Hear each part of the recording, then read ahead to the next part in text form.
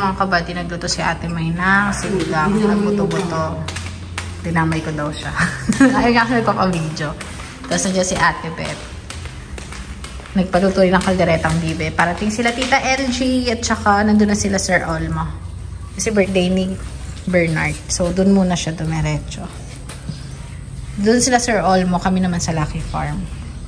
So, ay nagsaing na rin tayo ng kanin. So, antayin ko lang sila Tita LG. Dito kaya pinauna ko na sila Ate Beth. Ito yung bigay mo sa driver.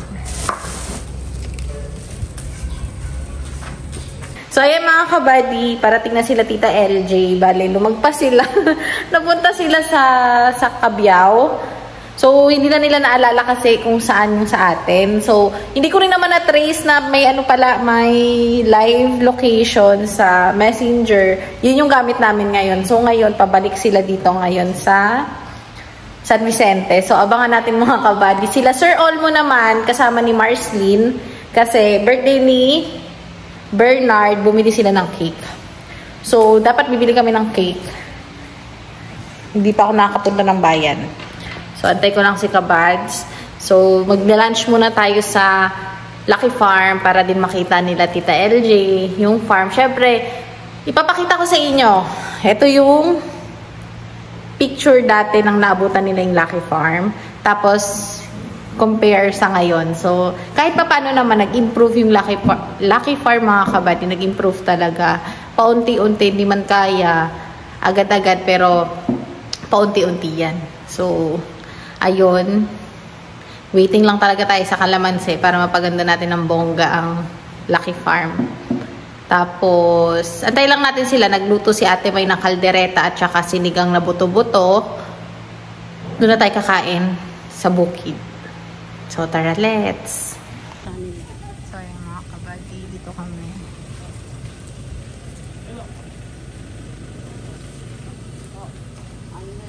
Kabady, dito sila dito.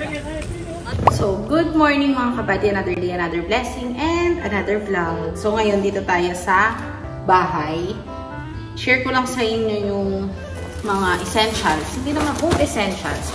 Yung mga normally gamit namin sa bahay na ang ginagawa ko para mas makamura at saka makatipid kami, sa Shopee ako umu-order kasi meron ako mga voucher na free shipping.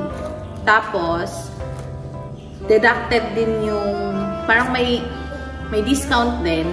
So, ang nangyayari, mas mura siya compare doon sa price sa mga groceries. So, ino-order ko siya kasi para mas makatipid kami kahit papano. Kahit yung, eto ko, nakaka-less ako ng more than 30%. So, di ba, malaking bagay sa amin. Kung may, binilang ko rin si Maki ng black shoes kasi magagamit niya rin ito. So, i-share ko sa inyo mga kabady kung bakit niya kailangan ng black shoes. Pero ito, share ko sa inyo kasi kapag ako namimili kay Maki ng mga gamit, kahit hindi siya kasama, alam ko naman na yung sizes niya. Alam ko na rin yung gusto niya. Tsaka,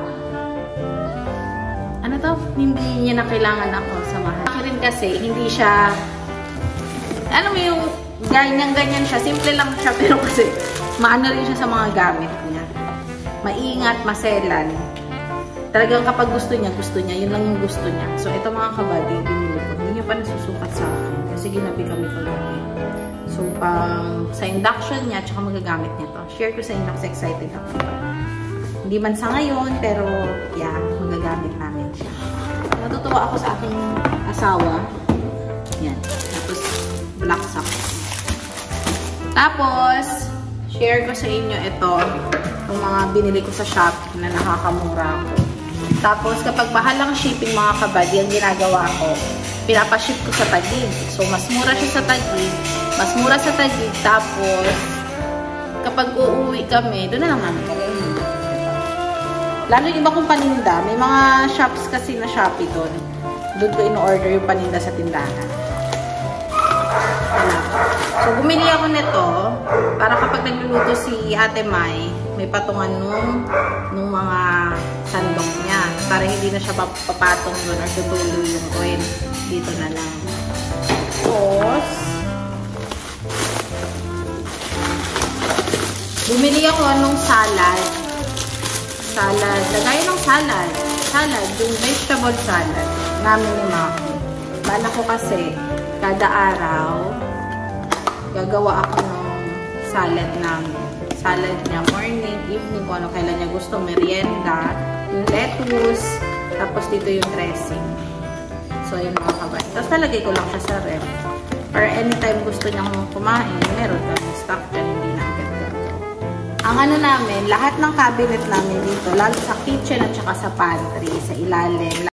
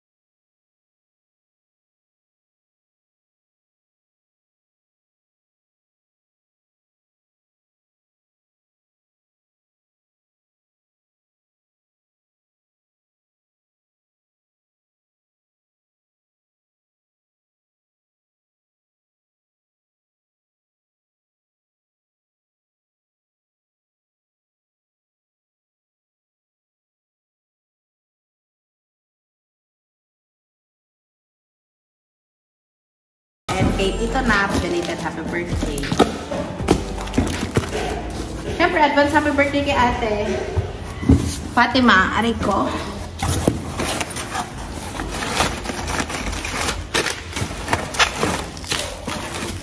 Ano kaya ito? Ano bang in-order ko?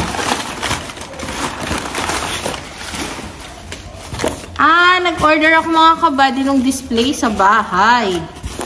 Oh my God, ang dami pala ito. Display dun sa, ano namin, sa kwarto. Ganito to. Oh, ganda oh. Alam mo? Hindi, guri yung pinili ko. Hindi ko din naman dun sa ganyan.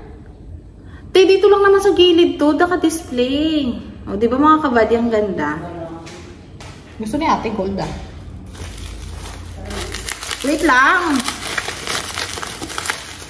Tapos, may binili akong...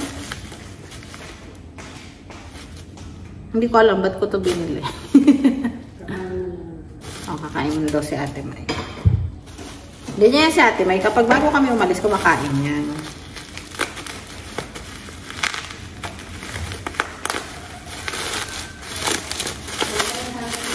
Tapos ito, bumili ako ng plate para sa... Plate ba tawag dito? Coaster, parang ganon, para sa mga rilo-rilo kasi kung saan ko pinaglalagay, hikaw ko. So, ayan. Pa yung mga susi. Tapos, yung dalawa binili kong ganito, yung isa dito. Para yung susi. Ang cute, oh. White. Tapos, yung isa sa ano, dun, sa ano namin display. Sa kwarto pa din namin ni Maki. At kapag nakita yan ni Marcos, Good luck. Ito mga kabady, binili ko siya. Magkano to? Parang nasa 1,000 plus. Lahat. Oo, 1,000 plus lahat. So, di ba? Ano lang talaga ako maarte. Maarte sa shop na binibilhan. Yun, kakagaling lang namin ni Ate May sa bayan. May inayos kami para sa school ni Marcos. Kasi may enrollment siya by October. So, inasikaso ko. Kausap ko yung sa school niya kasi hindi pa ako nakakaluwas. Tapos, bumili na rin kami sa palengke. Paano ni Dada. Pahabilin niya na magdala ng saluyot. At saka nitong, pakita ko sa inyo. Yung tuyok. Yung tuyok na binili niya. Binili namin. Ayan, yung wala siyang kaliskis na malalaki. Ano daw pangalan nun, te? Nung tuyo natin? Sinabi niya kanina eh. Nakalimutan namin mga kabady, pero tuyo siya. Tapos, mahal kasi ang gulay at saka kung anik-anik sa Manila. Dito na kami bumibili. Mais. Itong mais kasi favorite ni Amara Missy. Kumakain din si Marcos, tsaka si Dada. So, ayan. Pang-ilang merienda na rin nila to. Tapos ngayon, pupunta tayong Lucky Farm para mag-harvest ng upo at saka ng malunggay at saka ng papaya. So, ayun. Yun lang. Yun yung ganap natin ngayong araw. Kasi ang dami na si Maki, si Ate May naka-harvest na dito sa tabing lote. So, kami naman ngayon sa mini farm. Tapos, ano pa bang ganap? Tapos, share ko sa inyo yung isa, yung TKKW, meron pang mang-inasal sa Team Kabady. Bale, schedule na lang. Schedule ang kailangan namin para ma-set yung pagpunta nila doon. Kasi ngayon, hindi pwede. Pero may message ko si Sir Roy na possible ngayong araw. Pero nakaka-chat ko lang kay Maki at kay Harvey. Luluwas pala kami. Kasi nagsabi si Macy at kay Amara kay Maki kahapon na punta kami ngayong araw doon. So weekend naman kaya diretso kami doon. Tapos ano pa bang update? Ayun mga kabady yung update. Next week ko magagawa lahat ng iba ko pang errands dito sa Cabiao kasi doon muna kami sa mga chikiting. So, na-update ko naman sila Ate and Kuya. Tapos, yung TKKW 2.0. May niluluto silang project ulit for Team Kabady. At saka, meron kaming malaking project. As in, big project talaga na inaasikaso. Hindi ko lang masabi pa ngayon. Siguro kapag kapag okay na. Kapag dumating na lahat, nandito na lahat ng gamit. At saka, yung nakausap ko na or nakapag-coordinate na kami doon. So, syempre, congrats din kay paring Miguel at kay Maki kasi official na silang kuya as in part ng Eagles, Philippine Eagles. So, ano sila, si Maki is auditor, tapos si paring Miguel parang public information officer. So, yun yung alam kong roles nila. So, kami ni Mars, kami lang ni Lynn, mag-support lang kapag may project sila, sasama-sama kami. Kasi part din yun nung pinangakuan nila. Pati yung mga anak namin, pwede namin isama sa mga community service ng Eagles. Sumali rin kami doon kasi gusto rin mapalawak nila Maki at saka ni Miguel yung connections para sa community service. Hindi naman community, or share the blessing projects namin. So, mas marami kaming pwedeng mapagtanungan, masabihan kung, for example, may sinabi akong project kay Maki, ang sabi niya naman, pwede natin kontakin si ganito para mag-proceed tayo dyan, yung ganun. So, malaking bagay siya sa mga proyekto na para mapalawak. Hindi lang dito sa Nueva Ecija, hindi lang sa Cabiao, kundi pati outside. So, ayun. Pero meron kaming project na sa amin lang. Ang ginagawa lang namin, sumasali kami sa mga ganon, mga grupo, para in case na kailangan ng ma-extend nila yung tulong nila. Kunyari, may share the blessing na kami. Tapos gusto nila makiipasa sa iba or mag-share din sa iba. May direct na kaming contact. So, yun. Yun lang naman. So, ano pa ba? Punta kami sa mini farm ni Ate May. Magha-harvest. Tapos ano pa bang update? Update. Yun. Maraming may birthday ng October. Marami din kaming lakad ng October. May mga bisita ng October.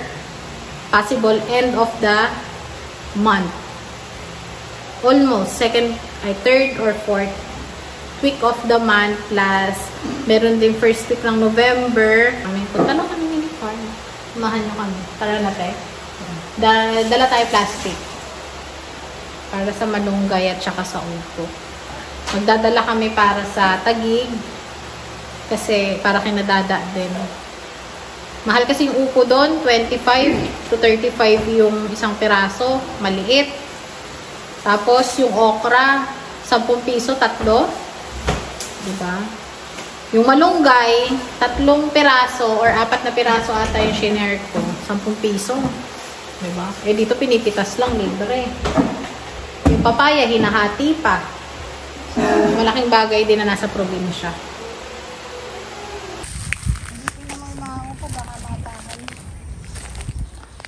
Kung kinahain mo to? Hindi. Pero sabi, kinakain daw yan. Ay, oo nga, may papaya. Namatay ka pa dyan. Akala ko namatay, guys. Yan ang papaya namin. Yung papaya na hindi binayaran sa kanila. 1, 2, 3 sila. So, thank you po sa nag 1, 2, 3 kina Maki. Sa inyo na po iyan. Hindi kayo marunong lumaban ng potos.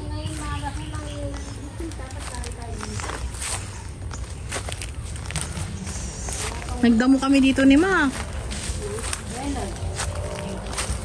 Diyan, nagdamo kami. Ang daming bunga, no. Maliit pa. Ayan ang papaya. Wala daw bunga, sabi ni Mac. Ilan? 2 sa inyo. Hindi naman ako. Ay, kanino ba yung 2? Sa Taguig. Di ba gagawa tayo niyan? Pagbalik mo na, sandali lang pumitas. Ito. Tsaka itong magkatabi na. Ito. Sige. Ay, mawata ka na. Bigla ka tayo.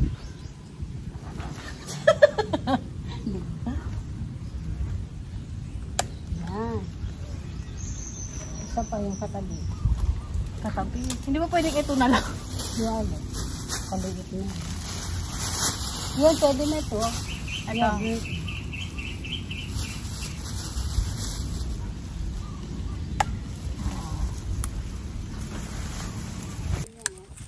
Ito. Tapos puput. Ganyan, no? Ha? Yan sa harap mo. Ito. Oo. Tanggalin ko. Hindi. Ha? Magaganyan na. Ay. Ito. Paano ko tatanggalin? Ay, wag yan. Yan na nga yung bunga eh. Ito. Ito. Ito. Tanggalin ko lahat. Ganun lang, oh. Sapon yan.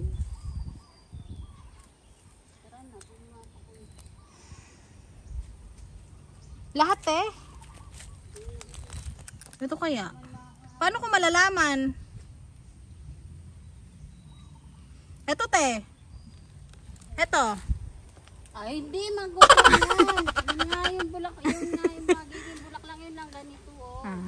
Ay, ikaw na lang pala magtanggal. Baka maubos ko wala ng ibunga. Mali ako. 3 pa naman to. Sayang mga kabady. Mali nang tinuro si Ate May.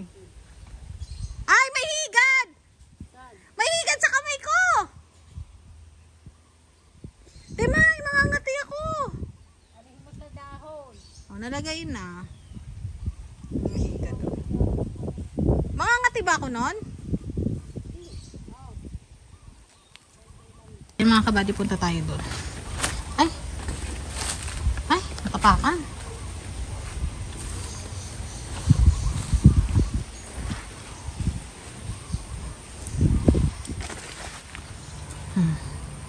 Ganyan lang. Ayoko, iba yung nakukuha. Tama naman yung kinuha ko, dulo. Eh, kinuha mo may bulaklak na yun. Wala pa siya. O, kuha ka na. Konti lang daw. Gano'n ka konti? Basta dadapag konti. O, ako na. Ako, kukuha ako. Mga mura lang. Kinuha ni Mac. Anong sabi mo kay Mac? Matanda.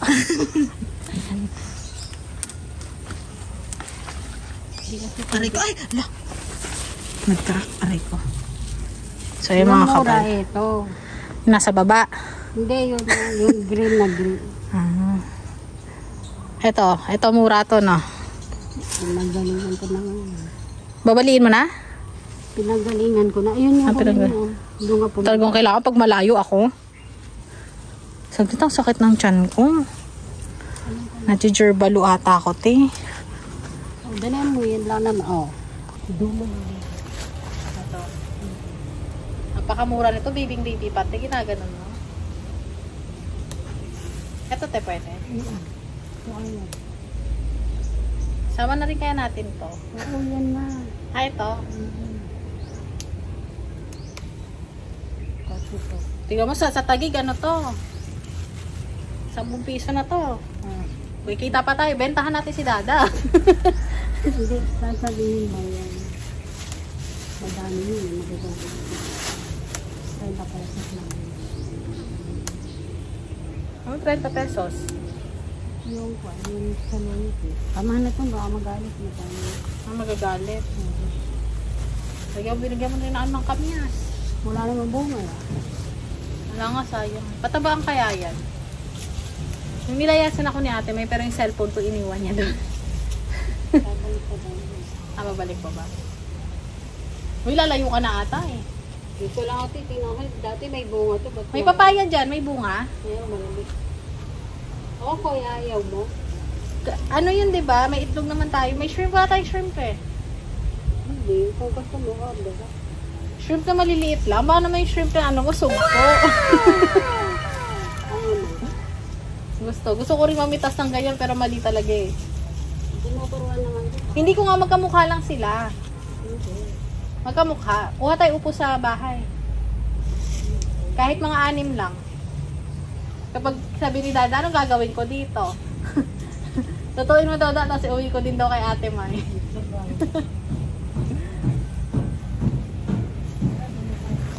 So yung mga kabady, pabalik na kami sa bahay naman kami. Wala pa pala dito sa mini farm.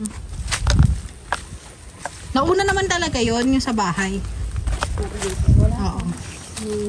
Ang liit pa.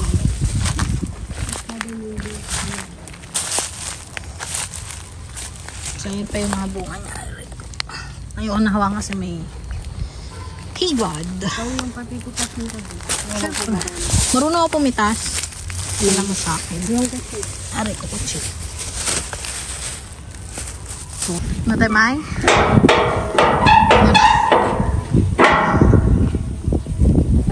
Parabens. Ito, pabayaan mo na sa mga Oo daw, lalabas. Sa mga dumadaan. So yun mga kabady, dito tayo sa bahay. Ay, extended. Ay, ang laki ng jupo.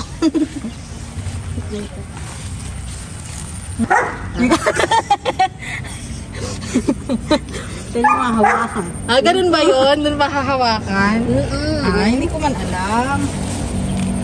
Kagano naman. Paano mo nakaka-highlight mo na? Hindi mo sa pag. Hindi, huwag ginawan mo pa akong tendera sa tagig. Tapos labas mo dun sa gate.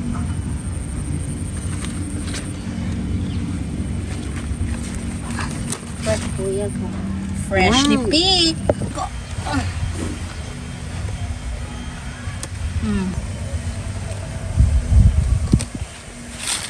Ay, ang laki. Ay, ang laki ng patola.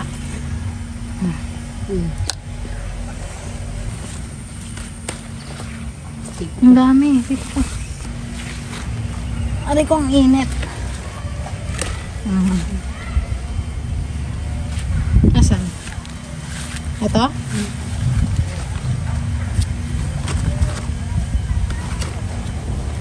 Ayan. Okay na to. Pero kadami din.